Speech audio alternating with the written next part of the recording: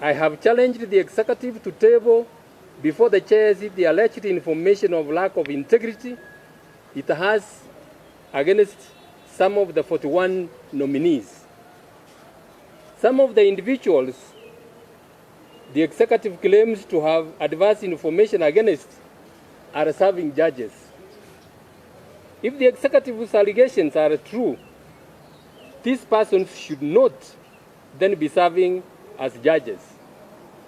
However, no evidence whatsoever has been availed to the JSC, both during the interviewing process and after.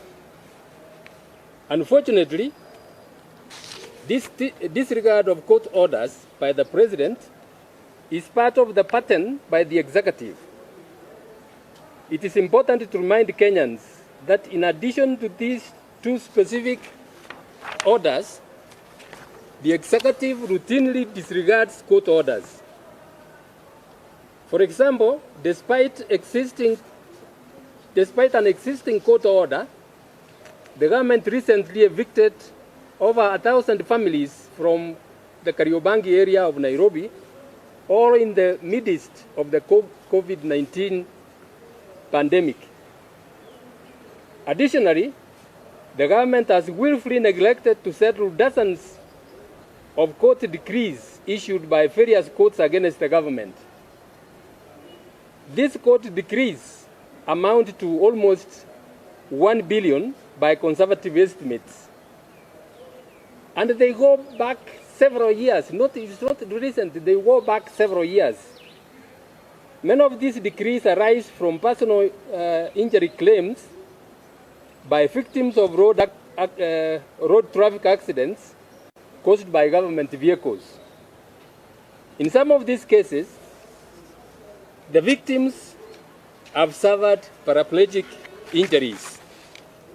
Yet, the government has failed to settle these decrees. Because they cannot afford to pay for nursing care, some are carried, I'm told, by their grandchildren to bask in the sun and at times forgotten to be rained on out there. Attempts to compel the accounting officers in the relevant ministries are always rebuffed with the contemptuous ukadu attitude. How can we expect God to bless our nation when we are so callous with the most desperate in our society? There are many other court decrees and orders which require the assistance of police to execute, which have been neglected and disobeyed. As a result, many decree holders are unable to realize the fruits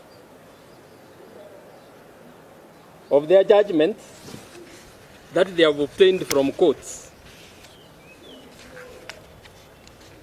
Your Excellency, I want to address the President personally. Your Excellency, you know I have respect for you as our President, and I have told you that.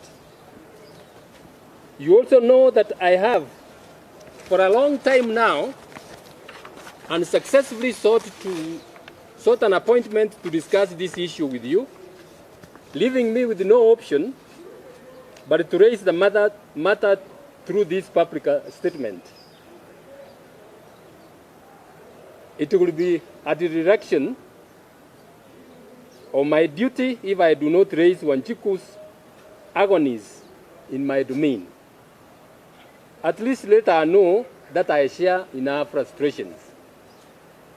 It is for this reason that I must remind you, Your Excellency, that you swore to defend and uphold the Constitution and the laws of Kenya.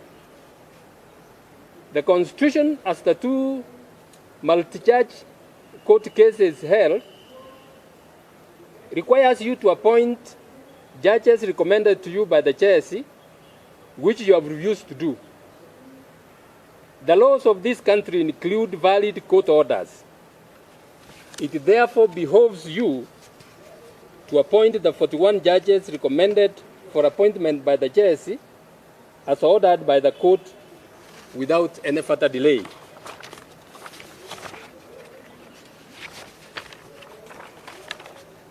As Your Excellency has pledged in the past, you respect the rule of law. I urge you to now demonstrate that faith and respect the rule of law by complying with those two court orders.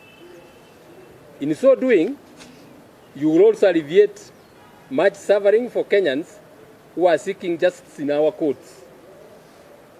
In the same vein, I request Your Excellency to instruct the Attorney General of the Republic of Kenya to take stock of all the court decrees and orders issued against the government and to immediately begin a process of satisfying them. It greatly undermines the rule of law for the government to act in defiance of court orders, and this pattern puts a great risk to our constitutional democracy because it risks the contagion of lawlessness. The government should be in the forefront in upholding the rule of law. The government cannot demand of its citizens the obedience of the law it is itself disobeying with abandon. Thank you, ladies and gentlemen. That's my statement. The other one you will get a written copy.